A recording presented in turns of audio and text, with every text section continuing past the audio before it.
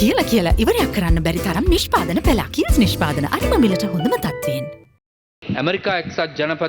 Despite the executive order issued by the USA President, USAID has not officially informed the government in writing regarding the funds provided to Sri Lanka. We would like to emphasize that according to the agreement with the USAID, when receiving funds, it is stipulated that any suspension in funding must be communicated in writing.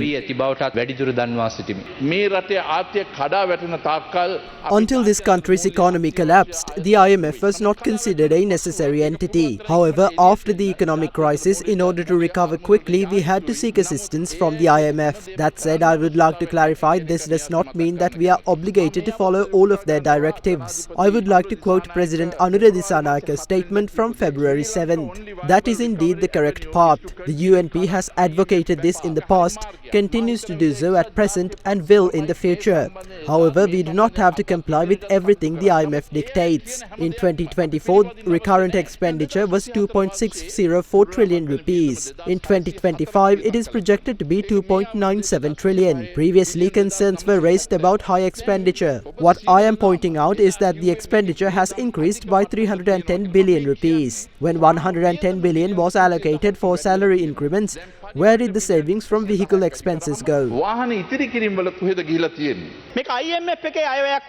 If this were a budget prepared by Ranil Wickremesinghe or the IMF, they would not have been able to introduce a salary structure that strengthens and protects state sector employees. As Minister of Finance, the President reduced these taxes without discussing with the IMF. Between February 18th and 22nd, 8 murders occurred. The President has stated that this does not pose a threat to national security. However, the ongoing conflict between these underworld gangs is indeed a serious threat to national security. On the afternoon of the killing in the court premises, a color photograph of the women who aided in the attack was provided to security authorities as part of an intelligence report. We were informed that the initial plan was to carry out the attack in Gampa, which raises significant concerns. Even the President has acknowledged the seriousness of this matter, assuring that we will not allow this situation to escalate and threaten national security. Necessary measures are already being implemented. We are closely monitoring the situation under the President's leadership with relevant ministers actively involved. We are closely monitoring the situation under the President's leadership with relevant ministers actively involved. One of our MPs revealed that prior intelligence was received about this incident. The acting IGP confirmed that reports indicated an attack was planned in Gampa, but there was no mention of Colombo at that time. We have seen similar delays in response, such as during the Easter Sunday attacks, where action was not taken despite intelligence warning. There is a fundamental issue with analyzing and acting upon intelligence data.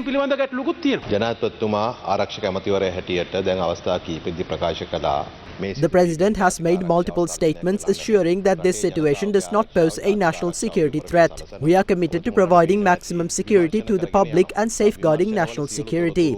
Investigations are ongoing and it is unnecessary to disrupt them by revealing all details in Parliament. As you are aware, military and police personnel suspected of involvement have been arrested and are being interrogated. Additionally, individuals connected to the judiciary are also being questioned. Therefore, have confidence in the investigation. I assure you that all related individuals are being apprehended and the inquiry is progressing.